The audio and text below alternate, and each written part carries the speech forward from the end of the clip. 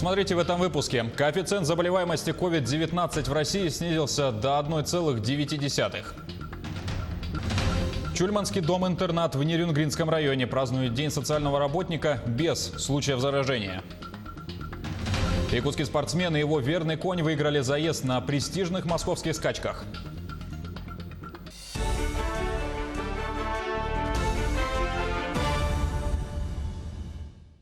Продолжаем эфир нашего канала новостями к этому часу. Число новых случаев коронавируса в России за сутки составило чуть менее 9 тысяч. Суточный прирост сократился до 1,9. Почти 4 тысячи пациентов выписались из больниц, скончалось 112 человек.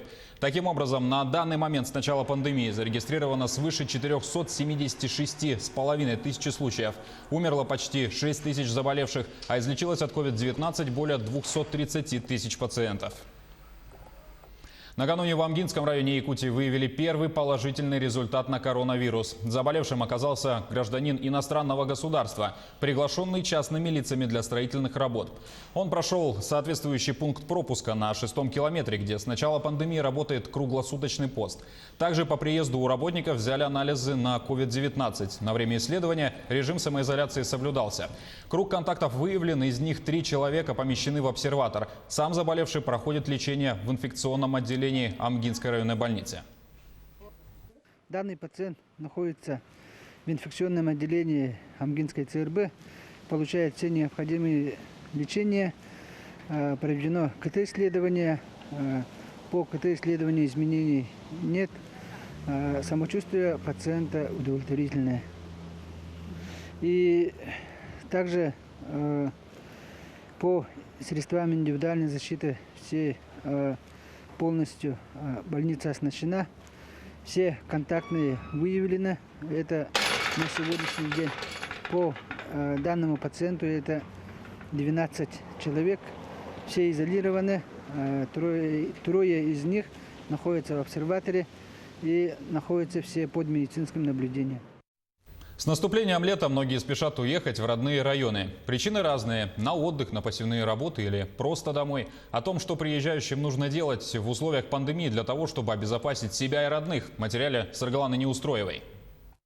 Внутренняя миграция – одна из причин распространения коронавирусной инфекции. Однако полностью исключить передвижение граждан по республике невозможно. Тем более сейчас, когда многие уезжают в деревни на сельскохозяйственные работы, а студенты возвращаются из центровузов домой. В таком положении остается надеяться только на сознательность самих граждан. Я приехал в город Якутск 1 числа июня. И при приезде в аэропорт нас уже ожидали люди из службы по надзору за благополучием человека. Из самого аэропорта нас выпускали только с подписанным постановлением, то, что мы будем находиться 2 недели в определенном месте, либо отправляли в обсерватор. Я подписал постановление и уже 8-й день нахожусь на изоляции, не покидая помещение вообще. Некоторые из студентов-центровузников предпочли вернуться домой еще в марте, когда только начали принимать меры по противодействию распространению коронавирусной инфекции. При этом соблюдать режим самоизоляции пришлось уже в силу занятости по учебе. Да и дома хлопот хватает. Я прилетела в середине марта, сразу как объявили карантин, и соблюдала режим самоизоляции где-то месяц, не выходила из дома и ни с кем не контактировала. Сразу по прилету сообщила ГОЧС горного района. И на данный момент я закрыла свою сессию и занимаюсь написанием диплома. Окончательно же убедиться в том, что ты не являешься носителем коронавирусной инфекции, поможет только сдача анализов. Как правило, эту процедуру проходит каждый приезжий с признаками заболевания ОРВИ. Также анализы можно сдать и самостоятельно в клиниках города Якутска. Важно помнить, что по приезде вставать на учет в соответствующих медорганизациях обязательно, чтобы не стать виновником заражения кого-то из близких или соседей. Забор крови у нас в клинике проводится в специально отведенном месте с отдельным входом. После каждого пациента процедурно дезинфицируется. Остановить распространение коронавирусной инфекции можно, и ответственность за эту задачу лежит не только на плечах правительства. Необходимо понимать, что носителем может стать любой, но пострадают от этого самые незащищенные слои. Саргалана Неустроева, Якутск. Дезинфекция в подъездах домов, из которых госпитализировали больных коронавирусной инфекцией, продолжается в Якутске. По данным службы эксплуатации городского хозяйства, обработаны места общего пользования многоквартирных домов по улицам Каландрашвили, Автодорожная, Лермонтова, Кулаковского, Ярославского и другим.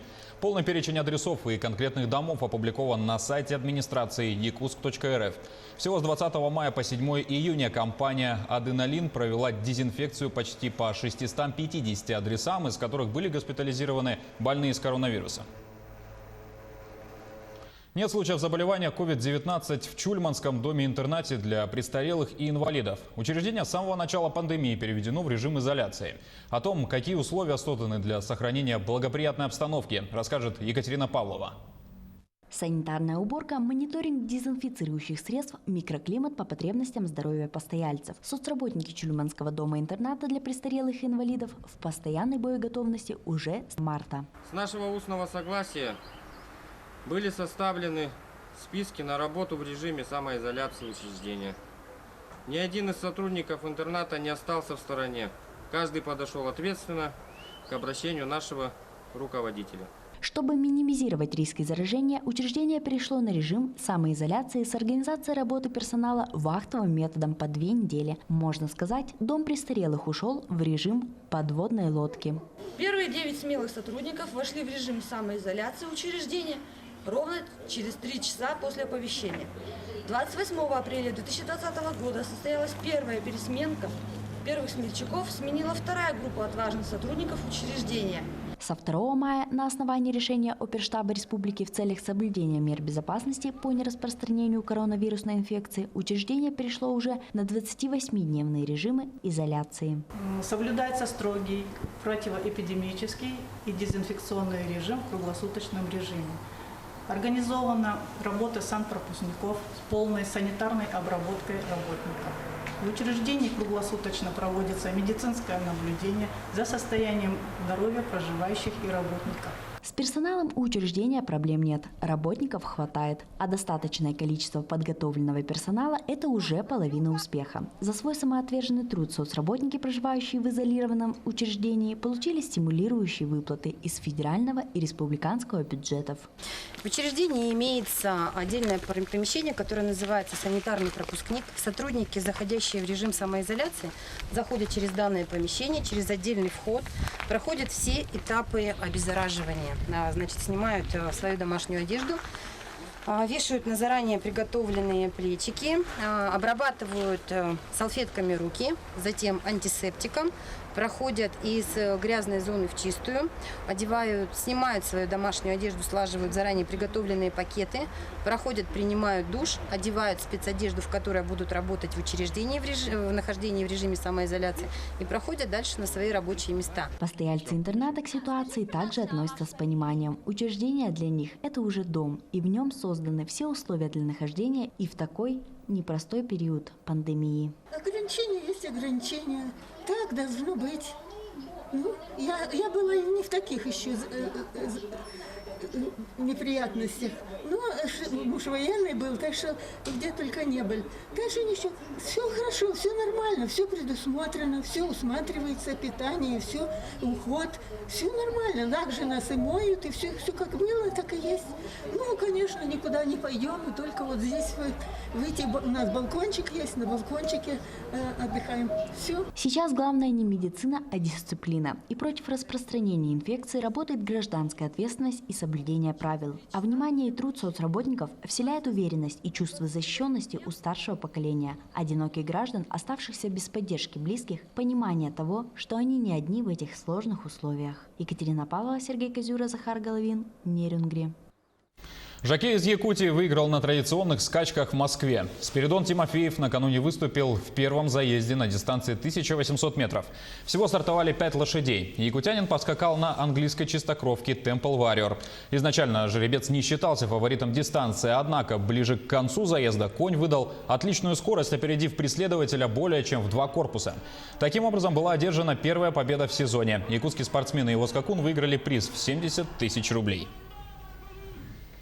Скейтодром построят на набережной Покровска в Хангаласском районе Якутии. Проект реализуют в рамках всероссийского конкурса лучших проектов создания комфортной городской среды в малых городах и исторических поселениях.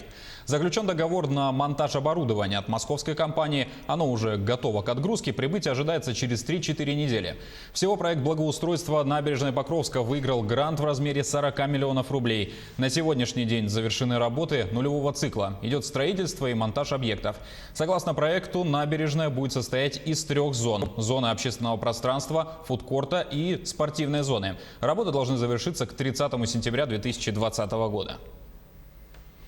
Пандемия не помешала и юному скейтбордисту из Бразилии. 11-летний Гикури отточил свое мастерство и установил новый мировой рекорд, совершив 3 полных поворота при катании на обычной рампе. Ульяна Шагина продолжит тему. Уникальный прыжок с вращением Ги выполнил 12 мая, побив тем самым рекорд, установленный 21 год назад Тони Хоуком, который выполнил вращение на 900 градусов. Кроме того, в возрасте 8 лет Кури повторил достижение Хоука, выполнив вращение в 2,5 оборота.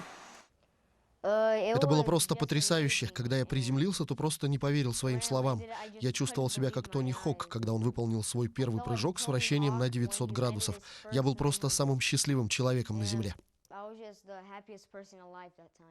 Прыжок с вращением, аналогичный тому, который удалось выполнить Ги Кури в 2012 году, покорился молодому спортсмену Тому Шару. Однако тот катался на мегарампе, что позволяет развить большую скорость и набрать необходимую высоту для прыжка. Внимание было сумасшедшим. Я получил много сообщений от многих людей в мире, поздравляющих меня. Я даже получил одно от Тони Хоука и Боба Бернквиста, от всех известных скейтбордистов. Гикури же совершил свой прыжок на обычной рампе, построенной в доме его бабушки. Именно там у тинейджера было достаточно времени для практики во время карантина из-за пандемии коронавируса. Я уже выполнил прыжок с вращением на 1080 градусов 2 раза, и это было прекрасно. Во второй раз мне удалось приземлиться. Моя цель – это 1260, то есть 3,5 оборота в воздухе. Это будет моей следующей мечтой. Отец юного скейтбордиста Рикардо Кури рассказал, что сын начал кататься в возрасте 4 лет и уже тогда прыгал на больших рампах. Когда он начал кататься на скейтборде, ему было 4 года. Он был маленьким ребенком в скейт-парке и начал прыгать на больших рампах. Кроме того, самоизоляция помогла ребенку лучше питаться и иметь достаточно энергии для тренировок. COVID-19 фактически помог Ги установить рекорд, потому что у него была возможность оставаться дома. Знаете, он ходит в школу с 4 утра до половины 4 дня, так что он немного устает, когда мы приходим сюда на тренировку. Пандемия помогла ему остаться дома, лучше питаться, и когда мы приехали сюда, он был полон сил для тренировки. Новая цель Ги Кури – совершить прыжок с вращением на 1260 градусов, что составляет 3,5 оборота в воздухе. И, наверное, пока вся информация. До встречи в следующем часе.